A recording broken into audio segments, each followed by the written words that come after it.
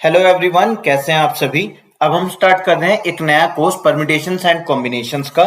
Now ये course helpful रहेगा most important NDA के लिए। देन अगर आप एक 11th क्लास स्टूडेंट हैं देन आपके लिए कोर्स हेल्पफुल रहेगा। प्लस अगर आप Agniveer which was earlier x group उसके लिए आप तैयारी कर रहे हैं तो ये कोर्स आपके लिए यूजफुल रहेगा। अगर आप जेई के लिए प्रिपेयर कर रहे हैं तो बेसिक्स में ये कोर्स आपके लिए हेल्पफुल रहेगा। नाउ कोर्स को हम कवर्ड अप किस तरीके से करेंगे, टाइप वाइज। मतलब अगर इसमें हमारे पास जो कंप्लीट चैप्टर है उसमें अलग अलग कॉन्सेप्ट्स हैं, उन कॉन्सेप्ट्स को हमने पार्ट्स में टाइप्स में डिवाइड कर दिया है और हर वीडियो में एक टाइप कवर्ड अप होगा। नाउ ये फर्स्ट वीडियो है तो यहाँ पर हम टाइप 1 कवर्ड अप करेंगे। बेसिक जानेंगे कि परम्यूटेशन क्या होता है, कॉम्बिनेशन क्या होता है, फॉर्मूलाज क्या होते हैं, यूज कैसे करते हैं, ये सभी चीजें। सो शुरू करते हैं टाइप 1 बेसिक्स। नाउ सबसे पहले मीनिंग समझेंगे परम्यूटेशन होता क्या है। देखो, परम्यूटेशन वर्ड का मतलब होता है अरेंजमेंट करना। अरेंजमेंट करना मतलब अगर हमारे पास में एक वर्ड है मैथ्स, नाउ इस मैथ्स के जो अल्फाबेट्स हैं MATH और S, इन्हें मल्टीपल वेज में अरेंज कर सकते हैं। तो ये जो अरेंजमेंट करना होगा ये परम्यूटेशन कहलाएगा। ऐसे ही अगर हमारे पास एक नंबर है 137 तो 1, 3 और 7 ये जो डिजिट्स हैं इन्हें हम मल्टीपल तरीके से अरेंज कर सकते हैं, तो ये अरेंजमेंट कहलाएगा परम्यूटेशन। नाउ परम्यूटेशन या अरेंजमेंट करने के तरीके कितने होंगे, क्योंकि देखो 137 है तो 137 को हम कैसे लिख सकते हैं, 137 173 देन 731 713 देन आपके पास में 317 371, ऐसे मल्टीपल तरीके से लिख सकते हैं। तो अभी तो सिर्फ 6 इसमें डिजिट थी तो हमने अरेंज करके 6 तरीके बता दिए, बट यहाँ मैथ्स के लिए फिर और ज्यादा मेथड्स हो जाएंगे। अगर एक लेट से 11 अल्फाबेट्स का वर्ड है तो उसे अरेंज करने के बहुत सारे तरीके हो जाएंगे, तो हम सब कुछ प्रैक्टिकली तो नहीं बना सकते ना।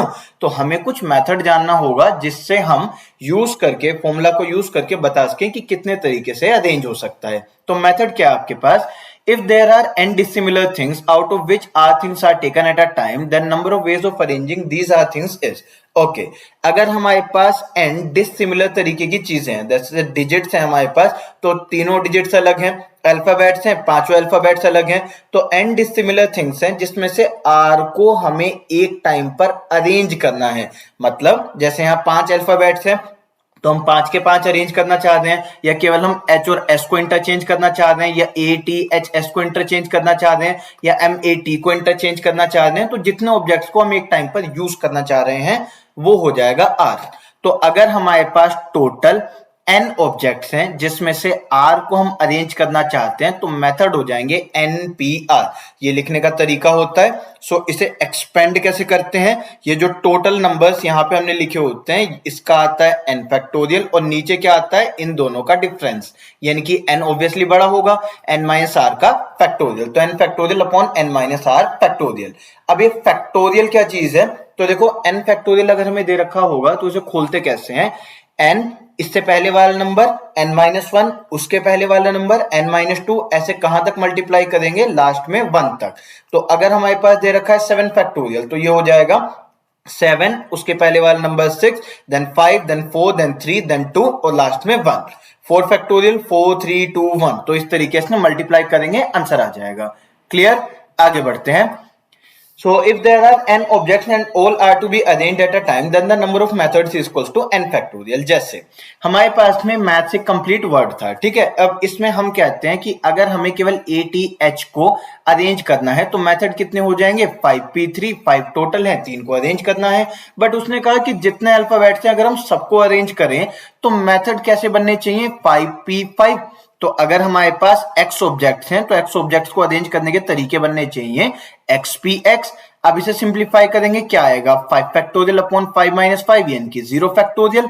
सो हम समझते हैं कि 0 फैक्टोरियल की जो वैल्यू होती है वो होती है 1। 0 फैक्टोरियल और 1 फैक्टोरियल दोनों की वैल्यू 1 होती है, तो ये डायरेक्टली 5 फैक्टोरियल हो जाएगा।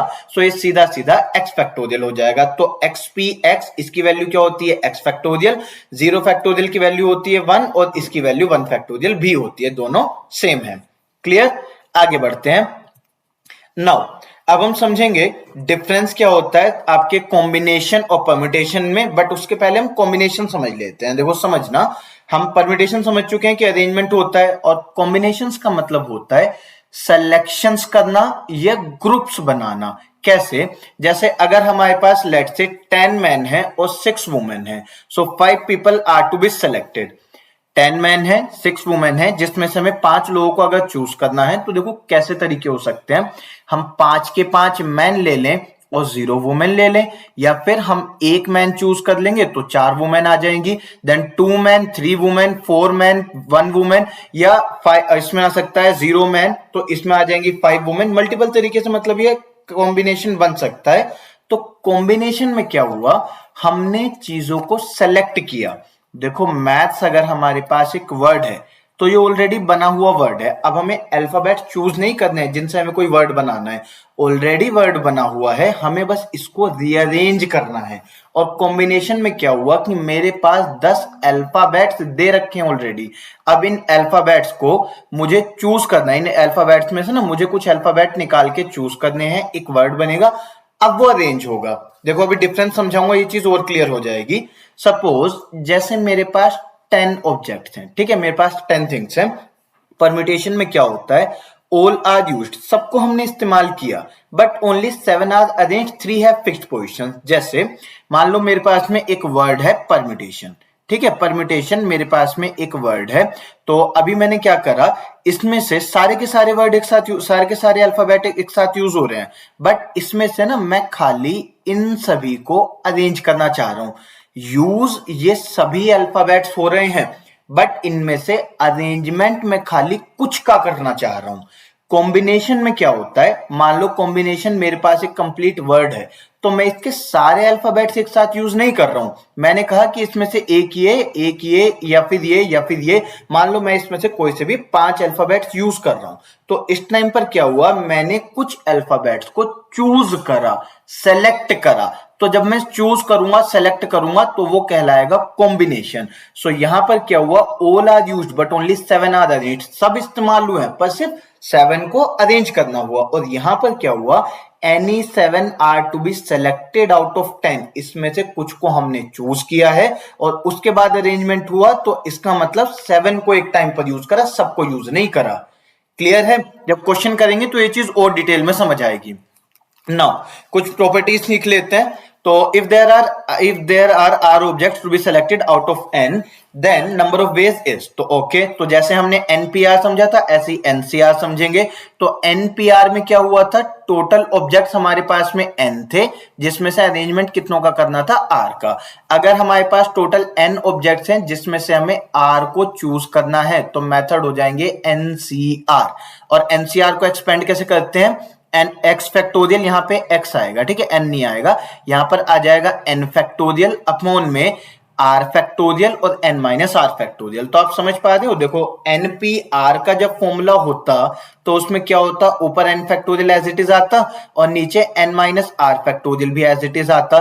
क्या चीज एक्स्ट्रा आती, ये आर फैक्टोरियल, ये जो ये वाली वैल्यू है ना, ये डिनोमिनेटर में जो आ रही है आर फैक्टोरियल, ये बस एक्स्ट्रा था। ठीक, तो दोनों का हमने फॉर्मूला समझ लिया, एनपीआर का और एनसीआर का। फॉर्मूलाज आपको क्वेश्चन सॉल्व करते करते अपने आप याद हो जाएंगे।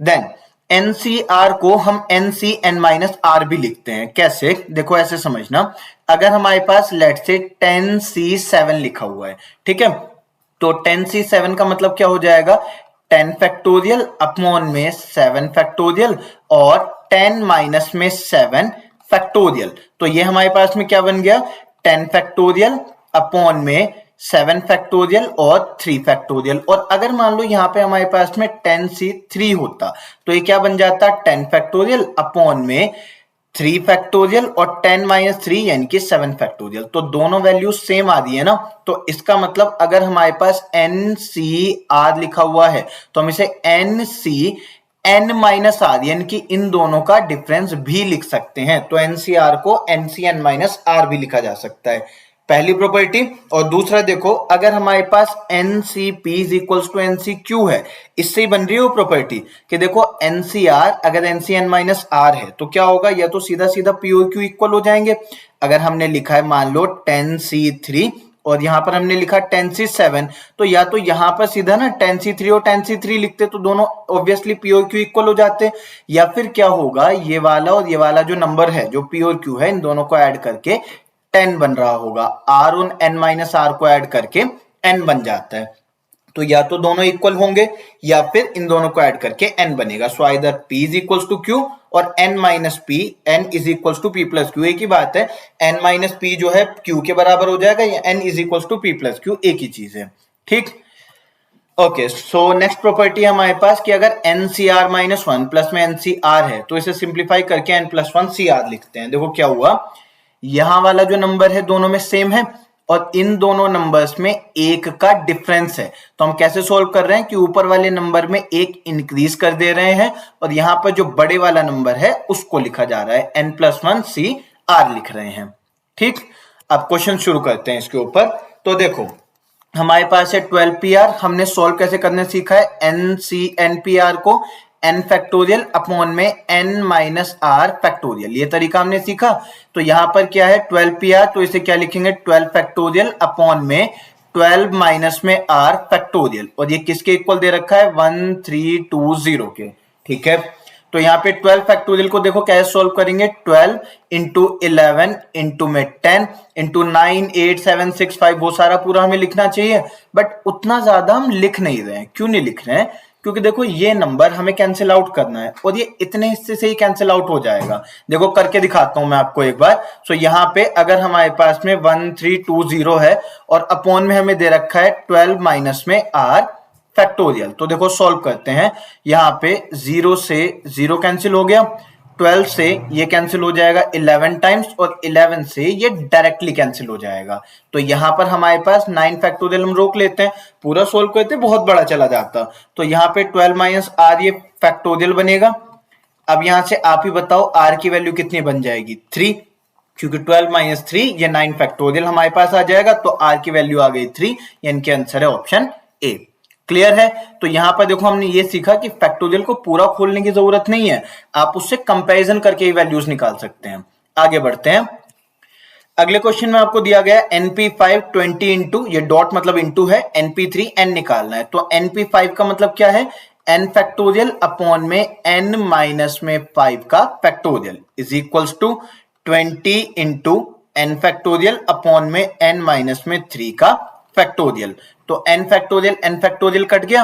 अब यहां पर ये n माइनस 3 ऊपर गया, तो देखो n माइनस 3 फैक्टोरियल अपॉन में n माइनस में 5 फैक्टोरियल इज इक्वल्स टू 20। अब यहाँ पे खुद से कोई ऑपरेशन या प्रॉपर्टीज मत बना देना कि दोनों में फैक्टोरियल है तो कॉमन लिख दिया, ऐसा कुछ नहीं होगा। अगर मान लो हमें 5 फैक्टोरियल अपॉन 2 फैक्टोरियल दे रखा है तो इसे अलग खोलेंगे, इसे अलग खोलेंगे। तो देखो समझो, n माइनस 3 और n माइनस 5 में से बड़ा ये वाला है, क्योंकि जब बड़ा नंबर माइनस हो रहा होगा तो वैल्यू घटेगी। n अगर 10 हुआ तो 10 माइनस 3 7 और 10 माइनस 5 5, तो नीचे वाली वैल्यू छोटी है, तो आपको क्या करना है, जो बड़े वाली वैल्यू है उसको एक्सपेंड करना है। जैसे n माइनस 3 हमने लिखा, अब इसके बाद वाला नंबर कौन सा आएगा, मतलब इससे छोटा नंबर होगा, एक कम करके कौन सा आएगा, n माइनस 3 माइनस 1 यानी कि n माइनस 4। देन अगला क्या आएगा, n minus 5, n minus 6, n minus 7, ऐसे ही चलता रहेगा। तो क्या हम इसे ऐसे लिख सकते हैं, n माइनस 5 फैक्टोरियल। जैसे सपोज आपके पास 20 फैक्टोरियल है तो आप इसे लिखोगे 20 इंटू 19 इंटू 18 17 16, तो इसमें हम सीधा यहां पर भी फैक्टोरियल तो छोड़ सकते हैं। इस फैक्टोरियल का ही मतलब वही है 18 17 16 15, इस तरीके से ही जाएगा। तो आपके पास में फैक्टोरियल को एक दो टर्म्स घटाकर छोड़ा जा सकता है। जैसे अगर हमारे पास 101 फैक्टोरियल है और इसके अपॉन में है 99 फैक्टोरियल, तो इसे हम कैसे पूरा सोल्व थोड़ी करेंगे, 101 को लिखेंगे 101 इंटू 100 इंटू 99 फैक्टोरियल, क्योंकि नीचे वाला और ऊपर वाला 99 जो फैक्टोरियल उनका मीनिंग तो सेम ही है ना, ये कट जाएगा, सीधा आंसर आ जाएगा। तो यहाँ पे n-3, n-4, n-5 फैक्टोरियल तक छोड़ा, यहाँ पे n-5 फैक्टोरियल और यहाँ पर है 20, तो ये वैल्यू कट गई।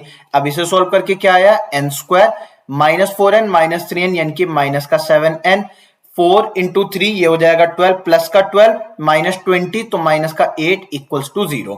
अब ये बन गई क्वाड्रेटिक इक्वेशन। अगर आपने मेरा क्वाड्रेटिक इक्वेशन वाला कोर्स नहीं देखा है तो आप सर्च कर सकते हैं, प्लेलिस्ट में आपको मिल जाएगा। उसमें आपको मैंने 7 टाइप्स ऑलरेडी कंप्लीट करा दिए, 2 टाइप्स कंप्लीट हो गए, चैप्टर पूरा हो जाएगा, तो आप उसको रेफर कर सकते हैं। बिकॉज यहाँ पे मैं एक शॉर्ट ट्रिक यूज करूंगा जो मैंने क्वाड्रेटिक इक्वेशन में सिखाई हुई है।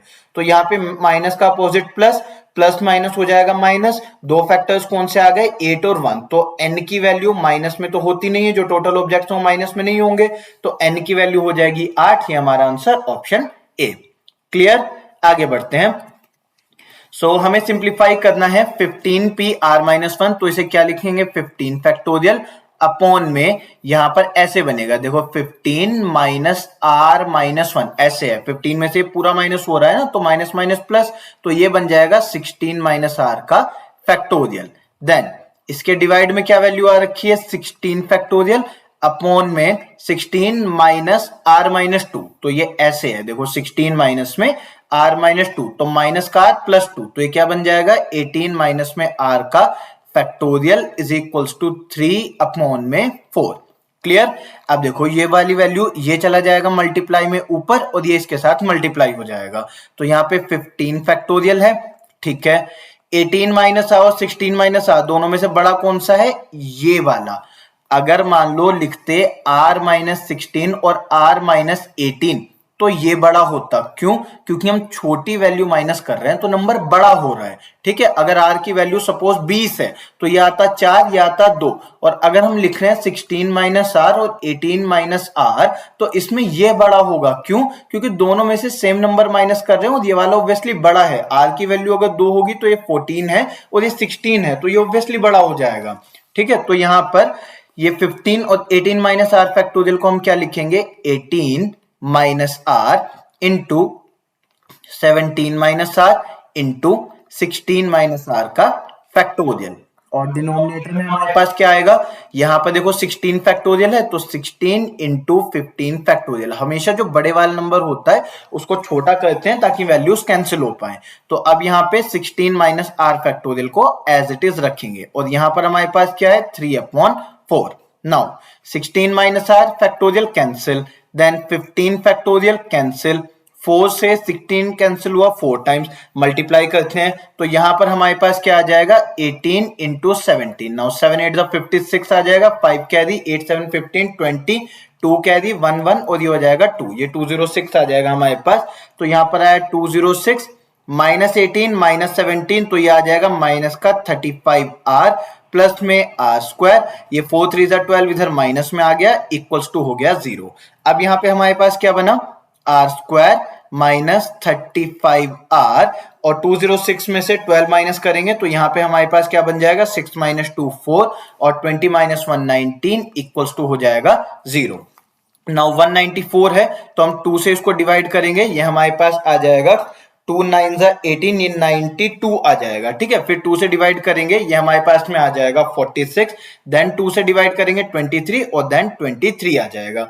तो 2 इंटू 2 4, 4 इंटू 2 8, तो 23 प्लस में 8 अगर करेंगे तो ये वैल्यू हमारे पास 23 प्लस में 8 ये नहीं बनेगा, ये 41 आ जाएगा। एक बार कंफर्म कर लेते हैं, यह 15 फैक्टोरियल हमारे पास में यहाँ 16 फैक्टोरियल, यहाँ पे r-1 था तो 15 minus r plus 1 16 minus r, यहाँ पे 16 माइनस r प्लस 2 इनकी 18 माइनस r इक्वल्स टू 3/4। ये 16 यहाँ पर 16 माइनस r के साथ गया, 15 यहाँ पे 18 माइनस r के साथ गया, ये कट गया, 18 minus r 17 minus r 16 minus r factorial cut गया, देन 16 यहाँ 4 से कैंसिल हुआ, 4 3 12 माइनस में आ गया, 18 इंटू 17 हमने प्रोडक्ट किया था, 7 8 56, 5 यहाँ पे कैरी था, 8 1 8 7 1 7, 8 7 15 5 20, 2 कैरी, 1 1 1 और 2 यहाँ पे 3 आएगा, ठीक है। 306 होगा, कैलकुलेशन एरर हुआ, इसको चेंज करते हैं, तो यहां पर आएगा 306 और यहां पर भी अलग नंबर आएगा। ये वाला पार्ट हटा लेते हैं, ये सब कुछ हमने कैलकुलेशन रखी थी, इसको हटा लेते हैं, ठीक है।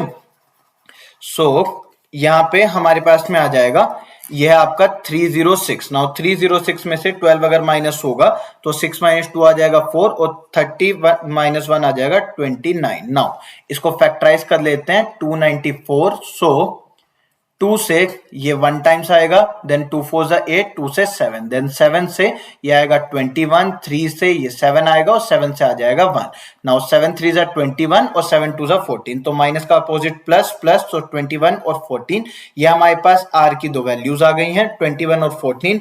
अभी देखो समझना, r की वैल्यू 21 नहीं हो सकती। ठीक है, r की वैल्यू 21 क्यों नहीं हो सकती? देखो यहाँ पे हम यूज कर रहे थे, जैसे हमारे पास 15r-1 था, तो अगर यहाँ पे हम 21 यूज कर दें तो 21 माइनस में 1 कितना हो जाएगा? 20। तो ये हमारे पास में आ जाएगा 15p20। अब 15p20 एग्जिस्ट नहीं कर सकता, हम 15 ऑब्जेक्ट्स में से 20 थोड़ी चूज कर सकते हैं, तो ये गलत हो जाएगा।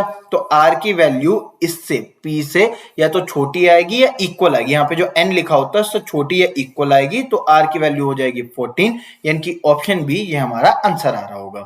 क्लियर? आगे बढ़ते हैं। नाउ हमें दिया गया NC3 220, तो NC3 का मतलब हमारे पास हो जाएगा n फैक्टोरियल अपॉन में 3 फैक्टोरियल और n माइनस में 3 factorial is equals to 220। Now n factorial को कैसे लिखेंगे? n into n minus 1 into n minus 2 और ऊपर नीचे n माइनस 3 फैक्टोरियल कट जाएगा। नाउ 3 फैक्टोरियल मतलब 3 इंटू 2 इंटू 1 हो जाएगा इज इक्वल्स टू 220। अब यहाँ पे एक तरीका तो देखो हमारे पास ये है कि हम इसको पूरा सिंप्लीफाई कर लें तो एक क्यूबिक इक्वेशन बनेगी, उससे फाइनल आंसर आ जाए। या दूसरा तरीका हमारे पास क्या है कि ये 3 फैक्टर्स आ रखे हैं, तो हम जो राइट हैंड साइड है उसको भी 3 फैक्टर्स में कन्वर्ट कर लें। जैसे 220 में 0 की जगह पर आ जाएगा 2 इंटू 5। 22 को कैसे लिख सकते हैं? 2 इंटू 11। यहाँ पर है 2 इंटू 3, सो 2 इंटू 3 इसे हमने लिखा।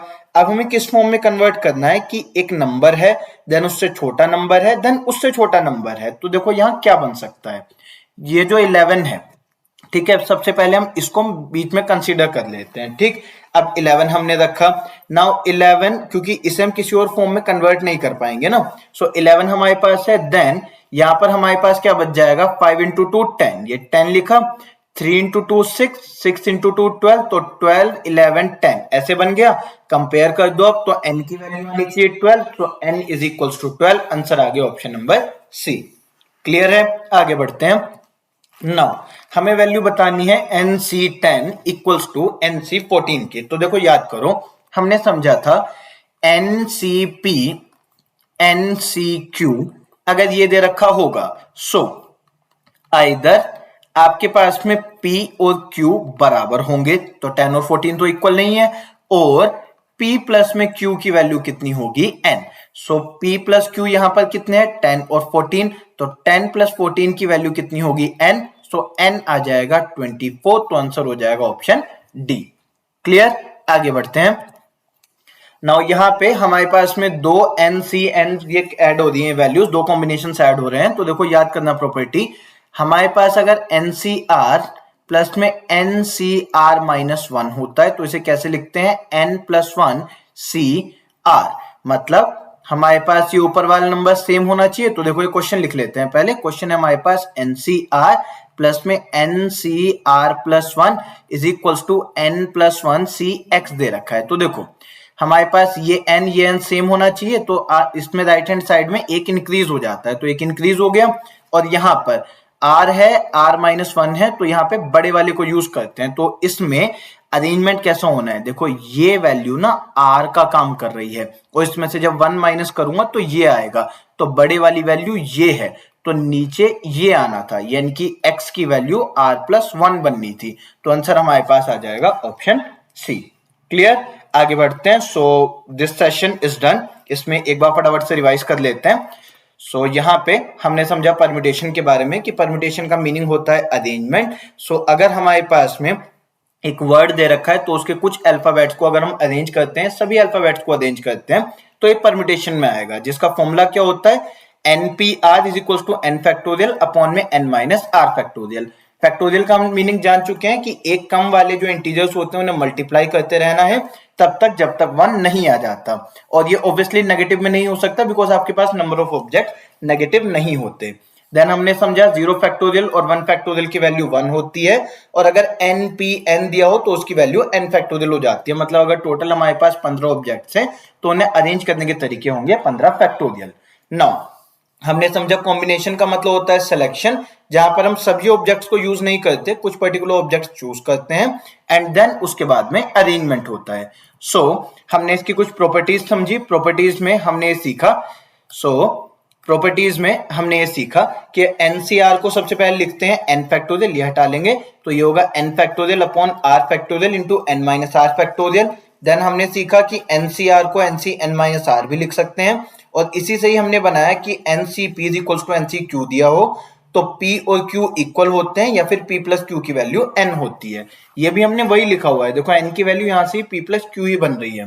देन इसके बाद हमने सीखा कि अगर हमारे पास कुछ इस तरीके से वैल्यू दी हो कि NCR प्लस में NCR माइनस वन, यानी कि ऊपर वाले नंबर सेम हो, तो एक इंक्रीज हो जाता है टोटल ऑब्जेक्ट्स में, एंड देन नीचे लिखते हैं हम ज्यादा वाले ऑब्जेक्ट्स। सही, तो इसमें दो प्रॉपर्टीज ये तभी फॉलो होंगी, देखो जब ये दोनों ऊपर टोटल ऑब्जेक्ट सेम हो, इन दोनों में वन का डिफरेंस हो।